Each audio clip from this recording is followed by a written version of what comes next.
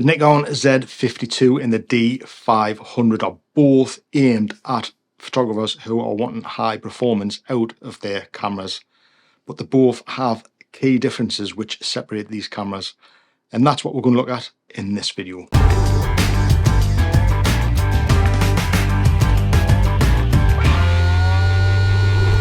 So there's been a lot of chatter in all of the Nikon forums that I've been going through, and they have been discussing which camera is better, the Z52 or the Nikon D500.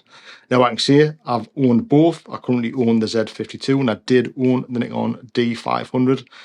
And whilst I was using the D500, it was a fantastic camera, absolutely brilliant. But we're going to discuss the key differences of both cameras, because you may be looking at either purchasing the mirrorless version, I'm going to say, or the DSLR version. Which one would suit you better? And hang around till the end, because I will give you my final thoughts on both of these cameras and who I think they're aimed for. So right off the bat, the Z52 is a mirrorless camera, so that is going to be lighter.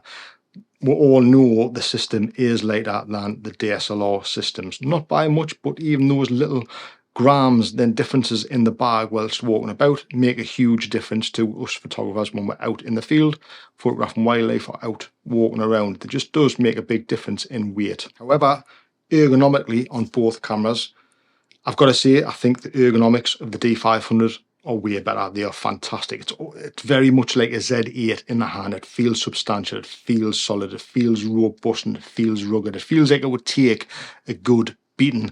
The Z52, however, doesn't kind of have that same feel to it. So if you're out in the field, if you're out shooting wildlife and you're in harsh environments, I'm not sure how well the Z50 would handle those conditions compared to the D500. So that's something you've got to bear in mind. Now, when we're talking autofocus on both cameras, I've got to say both are absolutely fantastic, like superb. I remember the first time I tried out the D500 using my 300mm f4 lens, and I was following a bird in flight using the subject tracking, and it followed the bird all the way, come to a bush, the bird went behind the bush, didn't focus on the bird. As soon as that bush, the bird came out the other end of the bush, the subject tracking locked on again. Absolutely fantastic. And I said then that was the best autofocusing camera that I had ever used, right up until I used the Nikon Z8. And now I have those autofocusing capabilities in the Z52. The Z52 is better, in my opinion, for the autofocus. Hands down, it's a lot better. There's way more autofocusing points. Z52, you have 209. I think in the D500 there was 153. And all other EF features in the Z52 just make it a better autofocusing camera for wildlife and for a lot of other genres of photography too. Now, when we're talking shooting speed, both cameras very, very similar in terms of mechanical shutter speed. You've got 11 frames a second with the Z52, and you have 10 frames a second with the Nikon D500. You can go to 30 frames a second on the D500 in electronic shutter, but in terms of mechanical shutter speed, both very similar and both more than adequate to capture those moments. I mean, 10 frames a second in the D500 was more than enough back then, and it's more than enough now. Although you do have the pre-capture on the Nikon Z52, although it is in JPEG, it's still a feature that isn't on the D500, and it's definitely worth having. Now, obviously, when we're talking about the viewfinder, the Z52 is way better with the brighter viewfinder. It's such a nice viewfinder to look through. However, people coming from an optical viewfinder might find it a little bit tricky to get used to, but once you do, it is fantastic. And I know, going back to the DSLR days, the optical viewfinders are just, there's something special looking through that. Obviously, when you're looking through the AVF, you can't tell it's digital. Obviously, but when you're looking through an OVF, it's just, there's just something special about it. There really is. So that's something to bear in mind as well if you're thinking about either or camera. Now, when we're talking about video, the Z50, it's going to win hands down. We know that. This day and age, photographers want to be able to capture video, really good video, and shoot really good photographs.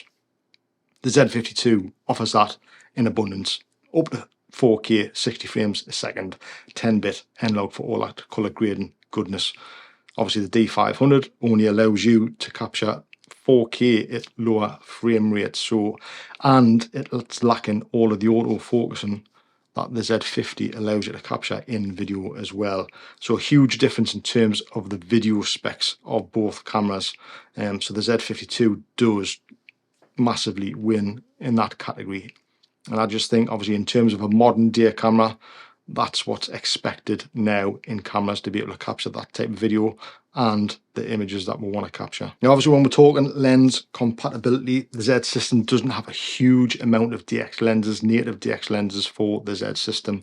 The D500 has a plethora of f-mount lenses you can buy in the DX system. Now, obviously, you can adapt all of those f-mount lenses to the Z system, which work fantastically well. I'm still shooting on the 2-500 and the 300 f4, and they both work really, really well.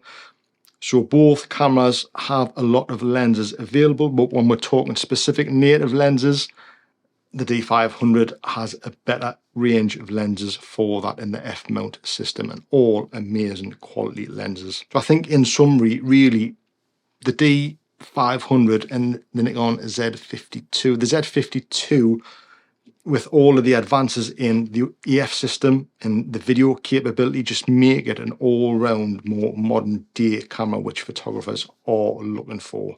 However, if you're somebody who is just specifically shooting stills or going out and shooting wildlife and not too interested in having all of those extra video capabilities, then the D500 is a fantastic camera.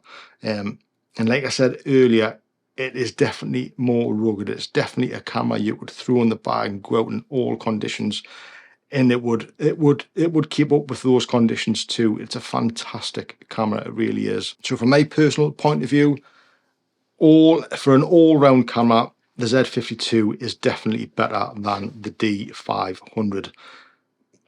That just goes without saying. It would be a complete all-round camera if we had that body of the D500 on the Z50, and that could be another camera which will come down the line, I think, possibly.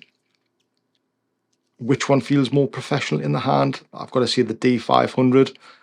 Which one's more versatile? The Nikon Z50. So it really does just come down to what you're going to be shooting and where you're going to be taking the camera. And if you want to create online content, the Z50, if you're not concerned about that, then the D500 will capture all of those stunning images with beautiful image quality, with no issues whatsoever. Love both the cameras. Use both the cameras. Would still use both of the cameras today. So if I just wanted to go out shooting wildlife, I would definitely go and pick up the D500 and just go and shoot wildlife, no problem, because I know it's going to capture those images, which at the end of the day, that's what we want on a camera. That's going to be reliable, and that's going to get exactly what you want, and both cameras can do all of that. So I guess what I'm saying is, at the end of the day, it just comes down to preference of how you want to shoot and what you want to shoot. So hopefully that kind of helps the debate on Facebook and all of the Nikon forums of which camera is better. Every camera has a purpose. There's never ever one camera which is better than the other. They all have specific purposes in a photographer's camera bag. That's just a fact. So I think we can expel the argument of which one's better. It comes down to which one suits your preference. Yes, and we're going to leave it on that.